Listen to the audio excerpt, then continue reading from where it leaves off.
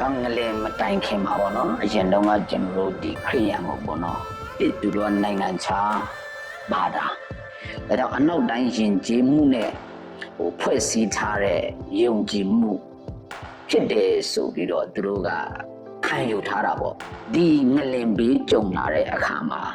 ဒါတွေအားလုံးအသွေးအခေါ်တွေကိုလည်းပဲသူတို့တွေကဧဝံဂေလိတင်းစကားကိုကြားရင်းနဲ့လက်တွေ့သူတို့ကအိုးငါတို့ကဒစ်စစ်မဲ့တိခဲ့ရတာနောက်နံပါတ်1ဘာလို့ဒီခရိယန်တွေကနောက်ပြီးတော့ငလင်ဘေးတင်းတဲ့လူတွေအားလုံးကိုကူညီဖို့ဆိုတာကမလုံလောက်နိုင်ဘူးကန့်သက်ချက်ထဲမှာပဲရှိတယ်အနည်းငယ်လောက်ပဲကျွန်တော်ကူညီနိုင်တယ်သို့တော်လည်းပဲဒီနေ့ဆရာတို့ရဲ့အဖွဲ့အစည်းကနေခုနကပြောတဲ့ကျွန်တော်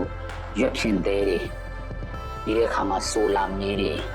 ဒီတဲ့အခါမှာကျွန်တော်ရေတန့်ဘူးတွေစံတွေစီတွေစေးဝါရောပါသေးတယ်ငလင်လဲပြီးရောခုနပြောတဲ့သူတွေအများကြီးပြောင်းလဲပြီးကျွန်တော်တို့က2ကြိမ်ဒုတိယအကြိမ်ပေါ့နော်2ကြိမ်ပို့ွယ်တဲ့ဆရှင်တူ